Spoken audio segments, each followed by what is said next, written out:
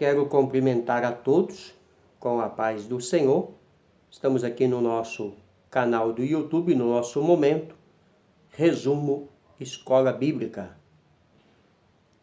Quero convidar você, que ainda não está inscrito no nosso canal do YouTube, a se inscrever, digitando lá Paulo.Delanhese. Ajude-nos a divulgar a palavra do Senhor, ajude-nos a defender a fé que uma vez nos foi dada, se inscrevendo no nosso canal do YouTube, a qual temos o nosso momento Resumo Escola Bíblica, temos o nosso momento Família e temos o nosso momento Apologético.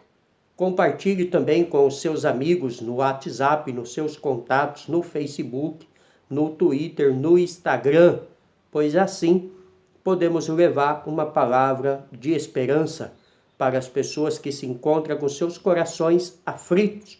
A nossa matéria de hoje vai ser ética cristã e direitos humanos, Então vamos tratar sobre os direitos humanos dentro da ética cristã. O texto áureo nos diz: o estrangeiro não afligirás, nem o oprimirás, pois estrangeiros foste na terra do Egito. Êxodo 22, versículo 21. Então há uma ordem de Deus para todo cristão tratar bem o estrangeiro, porque um dia, os nossos pais, os nossos antepassados também foram estrangeiros na terra do Egito e foram oprimidos. A verdade prática diz que os direitos do ser humano, revelado na palavra de Deus, tem como fundamento o amor. Então vamos tratar muito sobre o direito hoje. A gente conhecemos um pouquinho do direito, Temos aí 2 anos e meio de faculdade de direito e nada melhor do que falarmos sobre direito e respeitar, os direitos das pessoas, porque hoje existem alguns grupos sociais que eles falam em direito, mas direito só a eles, Mas o direito é para todos. O texto básico da nossa leitura está baseado em Isaías 58, versículo 6 e ao 12, que diz-nos assim a palavra do Senhor: porventura não é este o jejum que escolhi? Que solte as ligaduras da impiedade, que desfaça as ataduras do jugo, e que deixes livre os quebrantados, e que despedaces todo o jugo. Porventura não é também que repartas o teu pão com o faminto, e recolhas em casa os pobres desterrados, e vendo o nu o cubras, e não te esconda daquele que é da tua carne. Então romperá a tua luz como a alva, e a tua cura apressadamente brotará, e a tua justiça irá adiante da tua face, e a glória do Senhor será a tua retaguarda. Então clamarás e o Senhor te responderá, gritarás e ele dirás: eis-me aqui. Acontecerá isso se tirares do meio de ti o jugo, o entender de dedo e o falar vaidade.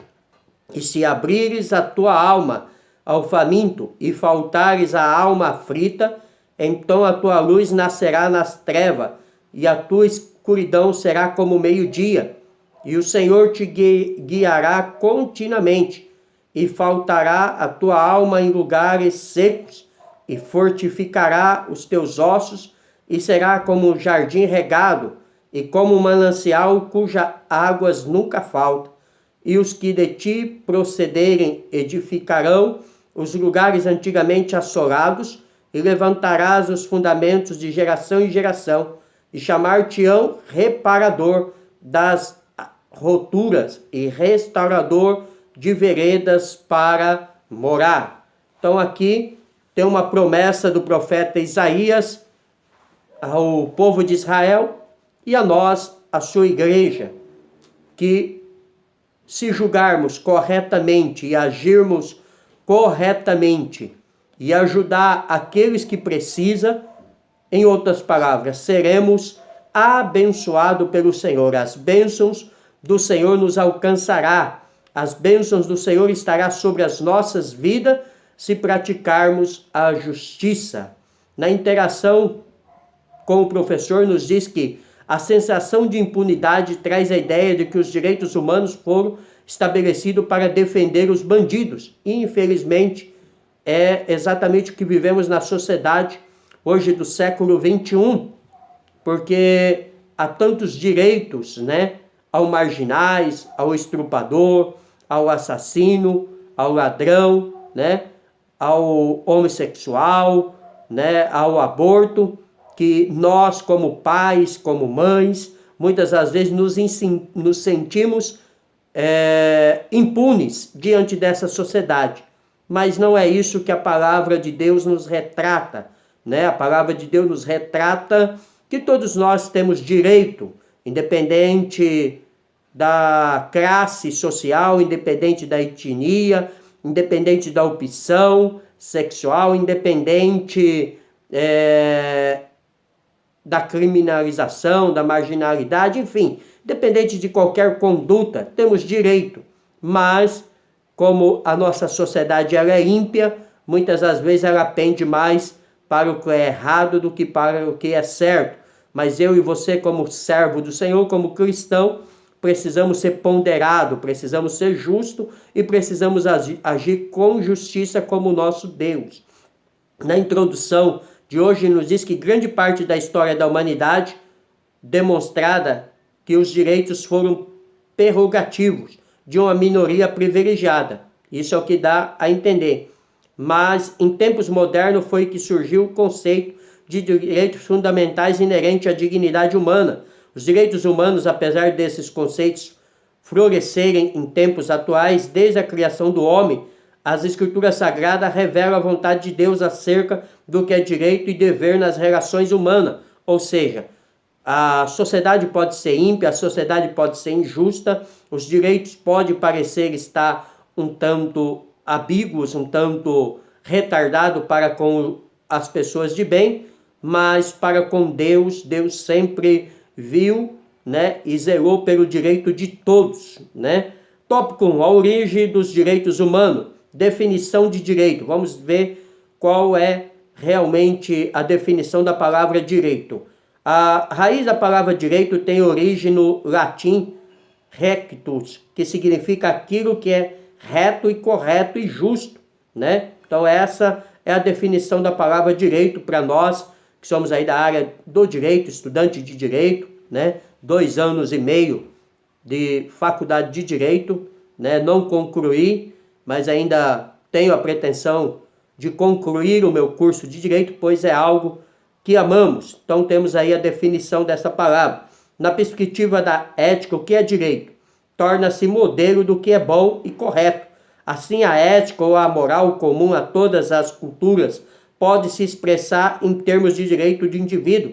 Esses direitos refletem a dignidade do ser humano, como, por exemplo, a proteção à vida, a liberdade individual e a igualdade. Esses são pressupostos fundamentais acerca da dignidade humana. Então, o direito ele tem como objetivo guardar e proteger as pessoas de tudo aquilo que é ruim, de tudo aquilo que possa prejudicá-lo, de tudo aquilo que possa desfavorecê-lo, né? Então, mesmo na nossa sociedade ímpia, nós devemos lutar, né? E brigar pelos nossos direitos, que é o que veremos no decorrer do resumo desta aula. Declaração dos Direitos do Homem e do Cidadão, parte 2 do tópico 1, promulgada pela primeira vez em 26 de agosto de 1789, em Paris, na França. Essa declaração foi resultado da Revolução Francesa, que, inspirada pelo Iluminismo, elaborou 17 artigos proclamando a liberdade e a igualdade entre os indivíduos. Esses direitos passaram a ser considerados universais, ou seja, válidos para todos os homens em qualquer época ou lugar. Então, a primeira vez que se ouviu falar em direito pela sociedade foi no ano de 1789, embora A Bíblia, a palavra de Deus, dentro do decálogo, dentro da lei, já nos mostrava o direito, mas pela sociedade, aqui está a elaboração dos primeiros 17 artigos sobre direitos, né, que é válido para toda a sociedade e toda a época. Declaração Universal dos Direitos Humanos, tópico, parte 3 do tópico 1. Foi adotado em 10 de dezembro de 1948, após a Segunda Guerra Mundial, pela Organização das Nações Unidas, ONU, melhor dizendo, pelas Nações Unidas. A declaração tendo 30 artigos, reconhece os direitos fundamentais e universais do ser humano como o ideal comum a ser atingidos por todos os povos e nações, sem distinção de raça, sexo, língua ou religião. Então, na primeira promulgação do direito, na França, 1789, 17 direitos. Já na Segunda Guerra, em 1948, 30 noções de direitos, né? De expressões, de raça, sexo e religião.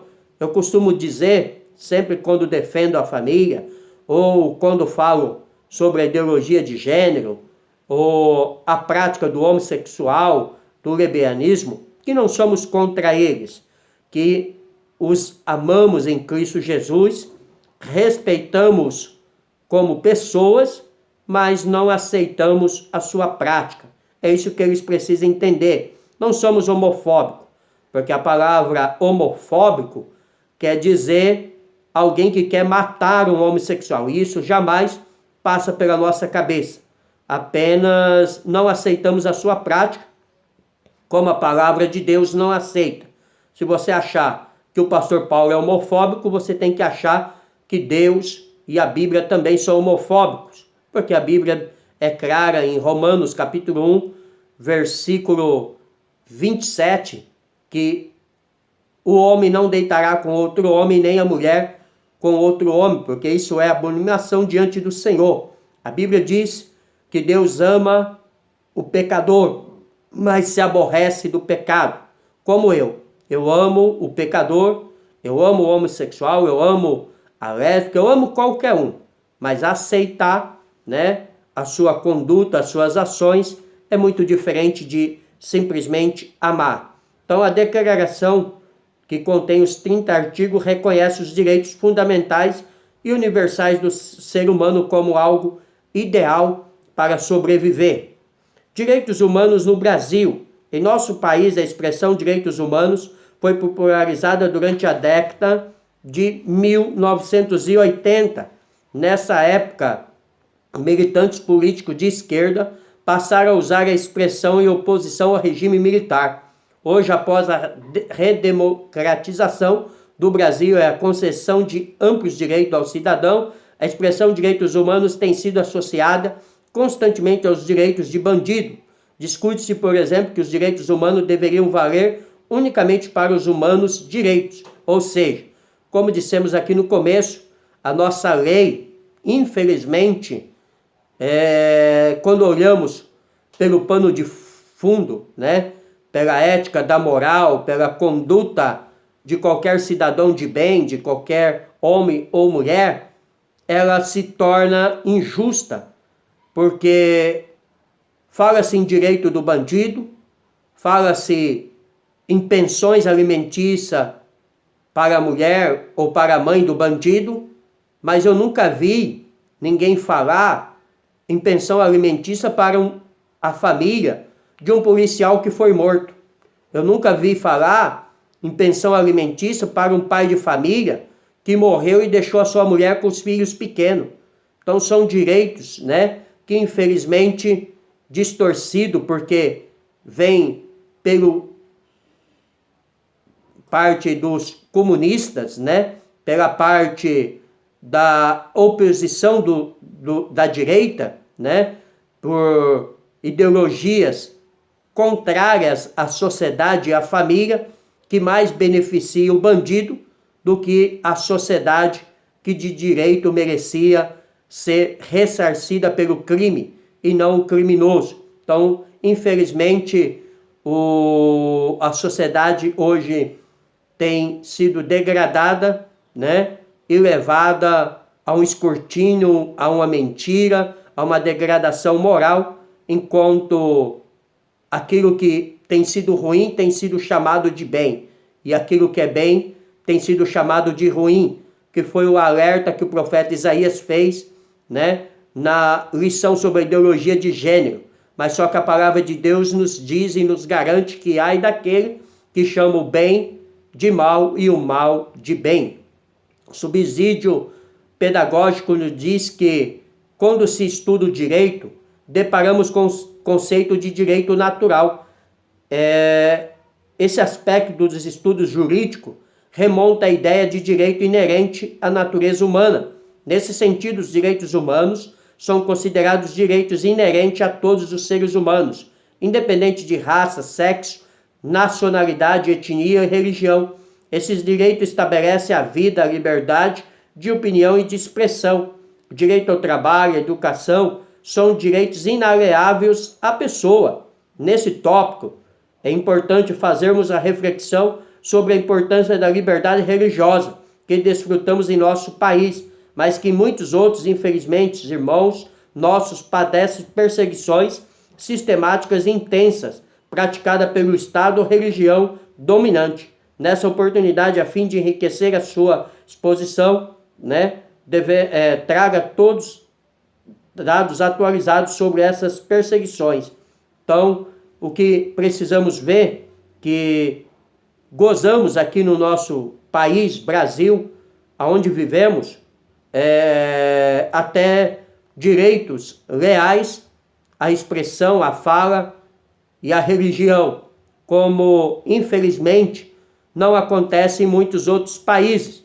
Mas esses direitos, eles têm sido válidos só porque eu e você temos lutado pela verdade. E eu congramo você a continuar juntamente comigo defendendo a verdade, né?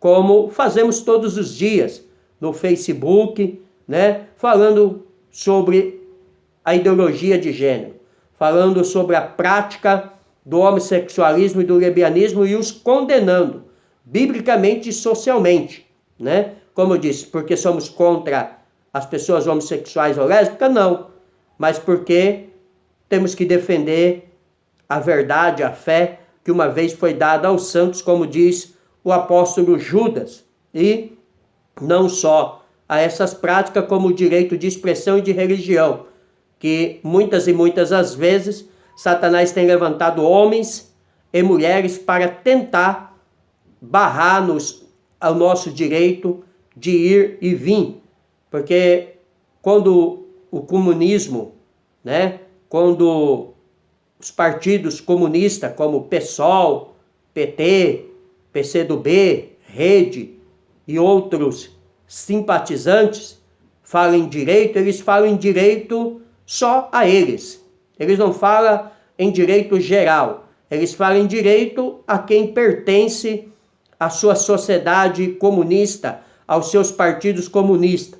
E quando eu, pastor Paulo Delagnese, falo em direito, eu falo em direito de todos, né? Até mesmo dos comunistas. Eles têm os seus direitos, né? Os homossexuais têm os seus direitos. Mas o que essas pessoas precisam aprender? Elas precisam aprender a respeitar também o meu direito, coisa que eles não sabem fazer. Tópico 2, a Bíblia e os direitos fundamentais. Direitos humanos no Pentateuco. Então, a Bíblia ela nos permeia os direitos que toda a sociedade deve ter. Veja aqui que os 5 livros de Moisés revelam o código divino e indica a maneira de viver de seu povo. Deuteronômio 6, 1 ao 9, você pode ler. Nesses escritos há um escabouço de concepções libertárias e igualitárias que antecede a muitos direitos que vão aparecer na modernidade. No texto do Pentateuco, Deus requer do povo de Israel que o estrangeiro não seja maltratado. Êxodo 22, 21. Que a viúva e o órfão sejam protegidos. Êxodo 22, versículo 22. E que o pobre não seja explorado. Êxodo 22, 25 e 26. Tais preceitos eram estranhos ao mundo antigo e constitui-se numa espécie de síntese da Tora, o cuidado divino para com os menos favorecidos e o valor da dignidade humana. Então, tudo que se fala em direitos hoje, né, tudo que se rege sobre o direito, já começou com Deus, começou com o Pentateuco, começou com a lei, aonde Deus ele pede a proteção daqueles menos favorecidos, daqueles que são muitas das vezes ignorados pela sociedade, o estrangeiro, a viúva, o órfão e o pobre. Deus queria o cuidado especial dessas pessoas. Então, o que se dizem aí que o PT quer o cuidado das pessoas, né? Que o PSOL, o PCdoB, a Rede e outros, não é verdade, porque todo esse cuidado já foi dignificado e idealizado por Deus no Pentateuco, na palavra do Senhor, na lei, né, aonde é recomendação. Direitos humanos no Evangelho, né? Então os direitos não ficaram restritos só à lei. Nos Evangelhos encontramos a mensagem de Cristo presente nos Evangelhos, resume-se na prática do amor a Deus e ao próximo. Mateus 22, 37 ao 40. Então, Deus deve ser amado em primeiro lugar e o próximo. Esses são os dois mandamentos. E nesse mandamento se resume toda a lei. Porque quando amamos a Deus e ao próximo, não praticamos injustiça, não roubamos, não matamos, não prostituímos, não mentimos, não desejamos mal a ninguém. É isso que precisa ficar entendido sobre o que é direito, sobre o que é amor a Deus e ao próximo. Durante o seu ministério, Jesus quebrou vários paradigmas da cultura dominante. Ao curar no sábado, Cristo colocou a dignidade humana acima do legalismo. Mateus 12, versículo 10 ao 13. Ao conversar com a samaritana, Cristo se opôs ao preconceito étnico. João 4, 9 e 10. Ao jantar em casa de Levi, o publicano, Cristo rechaçou as atitudes discriminatórias. Mateus 2, 14 ao 17. Ao receber e abençoar os meninos, Cristo defendeu os direitos das crianças. Lucas 18, 15 ao 16. Assim, a palavra de Deus mostra que a fé cristã não está desassociada das necessidades humanas, né? Então, a fé cristã, ela visa realmente o direito de toda a classe e não o direito da minoria de uma classe, como quer a sociedade hoje, né? Hoje se fala em direitos raciais, né? De raça, de cor, fala-se em direito de homossexuais, fala-se em direito da lésbica, fala-se em direito do criminoso, mas e o direito da sociedade justa? E o direito da sociedade trabalhadora? E o direito daqueles que pensam ao contrário desta ideologia que a sociedade inventou hoje, né? A Bíblia não fala em direitos específicos, não. A Bíblia fala em direito coletivo. A Bíblia fala em direito de todos, né? O mesmo direito que eles têm é o mesmo direito que eu tenho, é o mesmo direito que você tem e é o mesmo direito que toda a sociedade deve ter. Isso é o que tem que ficar claro. Jesus esteve com todos. Jesus, ele não fez discriminação de ninguém, né? Jesus abraçou a todos que se chegou a ele. Direitos humanos em Paulo. Em suas cartas, o apóstolo dos gentios reconhece os direitos de igualdade entre as raças, as classes sociais e o gênero. Gálatas 3, 28. O apóstolo também legitimou o uso dos direitos civis ao ser preso em Jerusalém, quando ele invocou sua cidadania romana para não ser açoitado. Atos 22, 25, 29. E ao perceber as manobras dos judeus para condená-lo, sumariamente o apóstolo reivindicou o direito de um julgamento justo e apelou para César. Atos 25, 9 ao 12. Assim, as Escrituras nos estimulam a defesa de nossos direitos e de nossa cidadania. Então, sempre que se fala em direito, não é direito de uma classe apenas, não é direito de minoria, é direito de todos. E eu e você temos o direito de reivindicar os nossos direitos. Eu e você temos o direito da fala. Eu e você temos o direito de discordar e de concordar. Temos o direito de ir e de vir. Temos o direito de não ir, né? Temos o direito de expressões.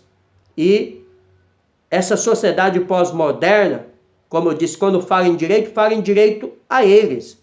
O que eles querem fazer? Amordaçar a nossa boca.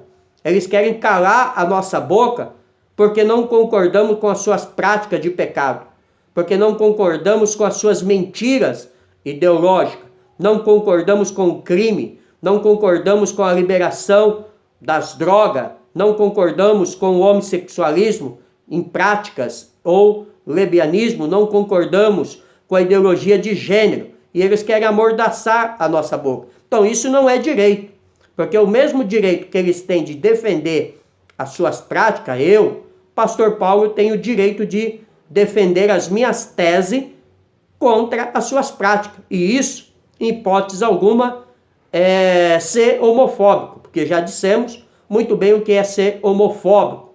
E jamais queremos o mal, seja de qualquer homossexual, ou de qualquer etnia, ou de qualquer religião. O que queremos é que eles conheçam a verdade e venham para a verdade. Tópico 3.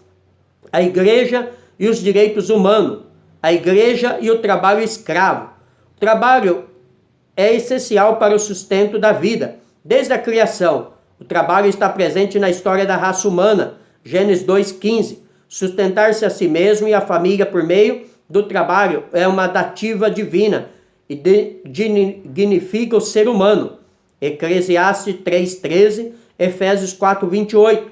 No entanto, quanto a carga horária é exaustiva, os salários são baixos e as condições de trabalho são degradantes, a dignidade humana é violada e o trabalho se torna em escravidão.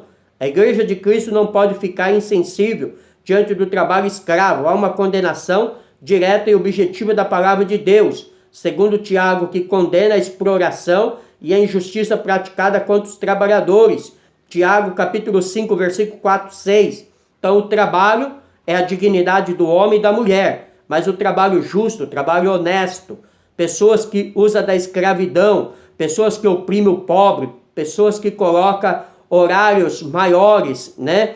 Somente para que ele se beneficie, que infelizmente conhecemos crentes que fazem isso, eles estão praticando a escravatura e estão indo contra a palavra do Senhor. E com certeza Deus o julgará, né? Trabalho é trabalho, mas você tem que receber com dignidade pelo seu trabalho e nunca ser forçado ou subjugado ou ameaçado, como muitas das vezes é ameaçados por alguns patrões e empresa para cumprir horários diferentes da dignidade e da própria lei do nosso país. A igreja e os prisioneiros.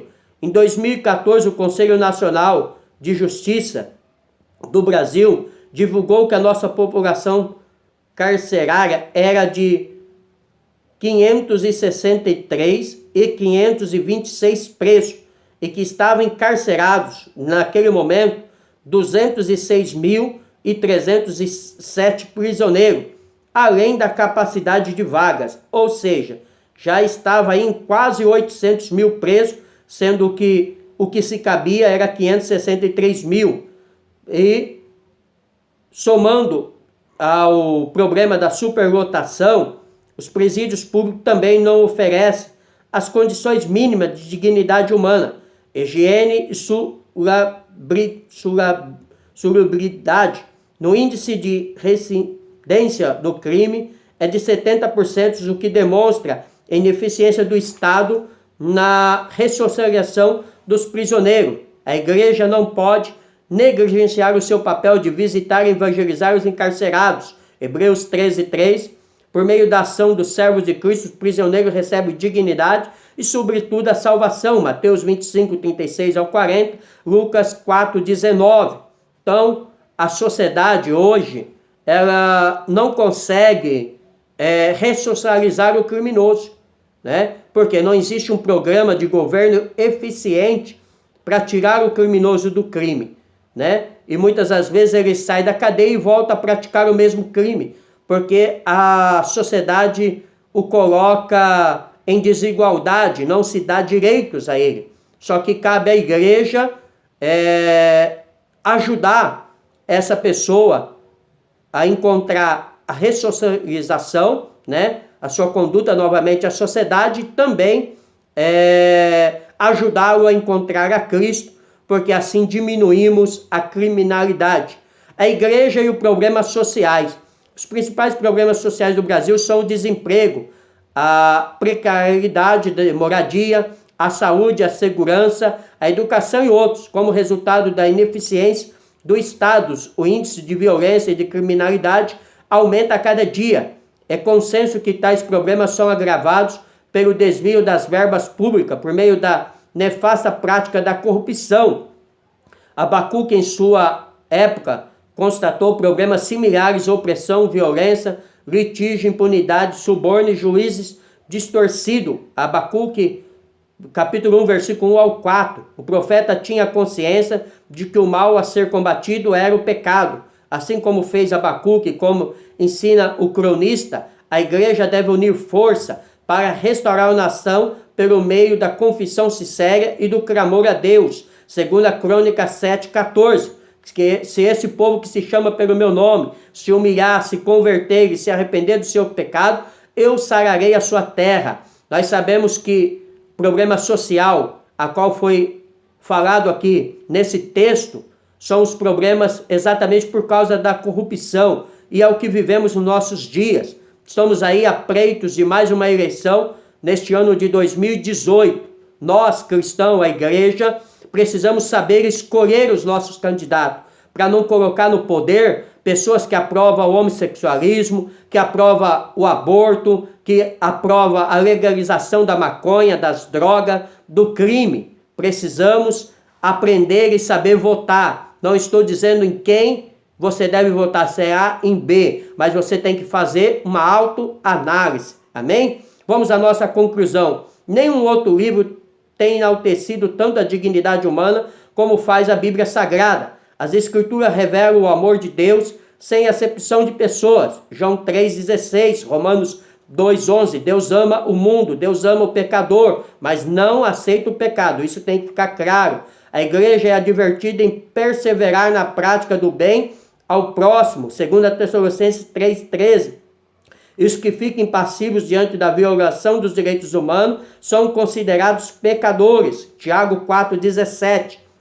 A igreja, ela não pode ser imparcial aos direitos humanos. A igreja, ela tem que se posicionar. A igreja tem que defender a bandeira dos órfãos, da viúva e daqueles que são oprimidos. Amém?